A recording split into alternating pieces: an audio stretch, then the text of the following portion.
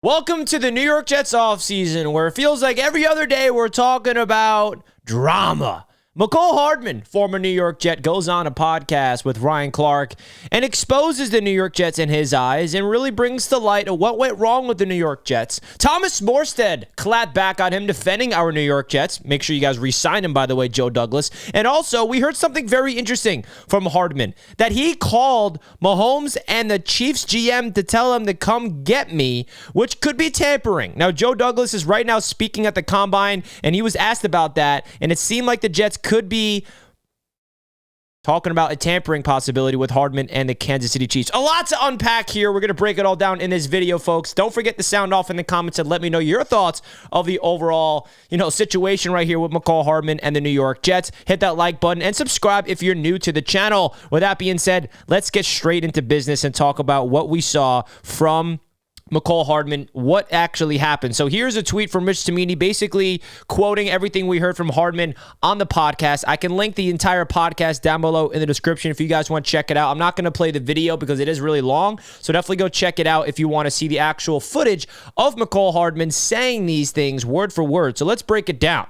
First and foremost, Hardman said he refused to return punts versus Kansas City because he felt special teams coordinator Brant Boyer had misled him, about the punting returning job at camp, and that he didn't have enough time to prepare. When asked on the night of the Kansas City game to step in for Xavier Gipson, who had tweaked an ankle a few days earlier, Hardman said he was dealing with his own injury, which was a pinky injury that made it tough to catch. He said Saleh tried to convince him to do it, but Hardman said he told him, "I'm not catching for that man Boyer." So it feels like Mecole Hardman and Brant Boyer were not on the same page. Well, I think the reason for that is because Mecole Hardman was salty that the Jets gave Xavier Gipson the opportunity to be the starting punt returner and kick returner ever since in training camp. And we saw week one what Xavier Gipson did, literally winning the New York Jets that game in week one against the Buffalo Bills. So Hardman was very salty about that. Hardman also admitted by that point that he was so checked out, he was over with it. He already called the GM and Patrick Mahomes saying, "Come get me." 2 weeks later, he was traded back to Kansas City. Now, keep a note on that because that is literally tampering, folks.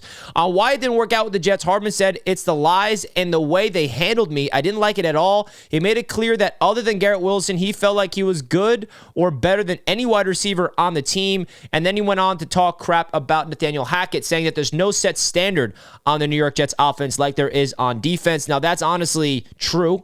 What he said about the Jets offense doesn't really shock me because there is no standard. But the interesting thing about this is right here.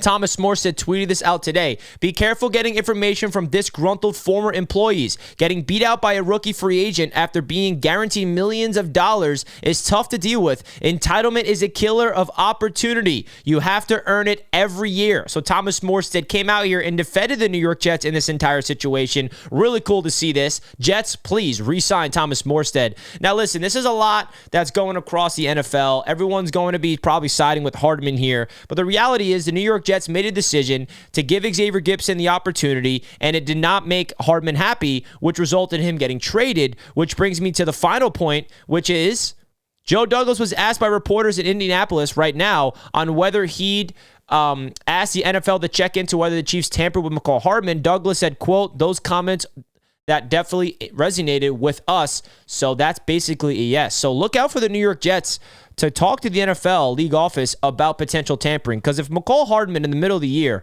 literally texted Mahomes and texted the GM of the Chiefs saying, "Can you guys come trade for me?" and then they traded for him, that's tampering. Now, the Jets won't get that much in return. They maybe get like a late pick or something, but that's definitely not allowed in the NFL.